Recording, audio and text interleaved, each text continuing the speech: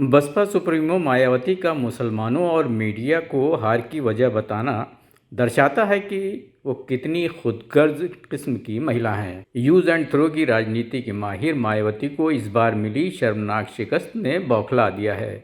मायावती का हार के लिए मुसलमानों और मीडिया पर ठीकरा फोड़ना उनकी बौखलाहट को ही दर्शाता है। मायावती ने विधानसभा चुनाव में शर्मनाक शिकस्त पर जिस तरह की प्रतिक्रिया दी है, उसे लगता है कि वो मुसलमानों को एक तरह से अपना गुलाम समझ रही थी। मीडिया से तो पहले भी नफरत करती थी। मायावती ने जिस तरह मुसलमानों को लेकर अपनी बात कही, उसकी जितनी भी निंदा की जाए उतनी कम है। निंदा हो भी रही है।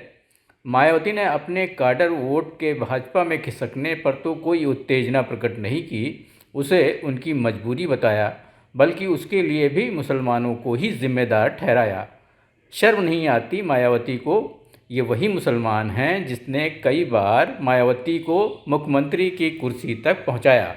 आज अगर वो सपा के साथ खड़ा नज़र आया तो दुश्मन हो गया। लोग मायावती से सवाल पूछ रहे हैं कि हार के लिए मुसलमानों को जिम्मेदार ठहराने से पहले अपने दलित वोट बैंक के बारे में भी बताइए। कहाँ चला गया वो जो सिर्फ एक ही सीट दिला सका? सच पूछो तो इस जीत में भी मुसलमानों की मदद शामिल है, वरना शायद नाम लेवा ही कोई नहीं होता।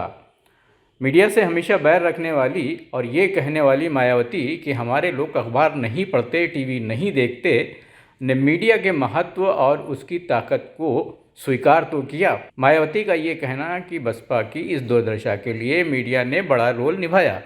बहन जी, मीडिया को जातिवादी बताने से पहले अपने गिरेबान में झांक कर तो देखिए, असली जातिवादी कौन है? किसने सत्ता के लिए मुसलमानों और सवर्णों को सत्ता के लिए अपनी सीढ़ी बनाया? मायावती जी, लोगों ने अगर बसपा को भाजपा की बी टीम कहा तो उसके भी कई कारण हैं। यूपी के चुनाव में सबने देखा कि आप कितनी सक्रिय रही हैं। सत्ताधारी भाजपा से ज़्यादा आपके निशाने पर सपा और कांग्रेस रहती थी। आपकी खामोशी बहुत सी कहानियां कह रही थी।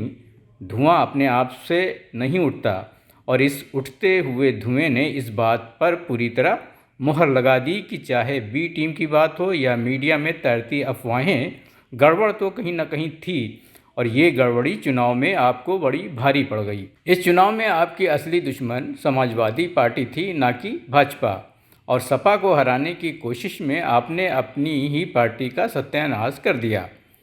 पता नहीं परलोक में इस समय क्या सोच रहे होंगे काशीराम। सोच रहे होंगे कि मुसलमानों को इस तरह गालियां देकर किस तरह सर्वजन हिताय सर्वजन सुखाय का नारा मिट्टी में मिलाया जा रहा है। बहन जी, मुसलमानों और मीडिया को कोसने से या उसका बाइकआउट करने से पहले अपने गिरेबान में झांकिए। बकौल आपके मुसलमान ने आपका साथ छोड़ा, लेकिन आपके अपने क्यों आपसे छूट गए? दूसरों पर इल्ज़ाम लगाने की आपकी पुरानी आदत है। पिछले लोकसभा चुनाव में सपा से समझौता कर आपकी पार्टी को नई सांसें मिली थीं। आपकी पार्टी का जीवन बचा था, और जीवन बचते ही आप बिदक कर भाग गईं। आप हमेशा गठबंधन दल पर आरोप लगाती रहीं कि हमारा वोट उधर ट्रांसफ़र हुआ, मगर उधर का वोट हमको नहीं मिला, जबकि हकीकत उसके उलट होती थी। इस चुनाव ने साबित कर दिया कि आप अपनी जाति के जिस वोट बैंक पर इतना इतराती हैं, उसमें अकेले इतना दम नहीं कि वो आपको लड़ने लायक बना सके। इसलिए दूसरों पर इल्ज़ाम लगाने से बचिए। वैसे भी इस तरह का बयान किसी राजनेता को शोभा नहीं देता। मुस्लिम वोटों से सिर्फ भाजपा ही इनकार कर सकती है, बसपा या कोई अन्य दल नहीं। बसपा भाजपा कभी नहीं बन सकती, क्योंकि जब ओरिजिनल मौजूद है तो डुप्लीकेट की क्या ज़रूरत। जिसको मुस्लिम विरोध में जाना होगा वो भाजपा के पास जाएगा, ना कि बसपा के पास। वीडियो अच्छी लगी हो तो लाइक और शेयर करें। चैनल को सब्सक्राइब नहीं किया हो तो उसे सब्सक्राइब कर हमारा हौसला बढ़ाएं।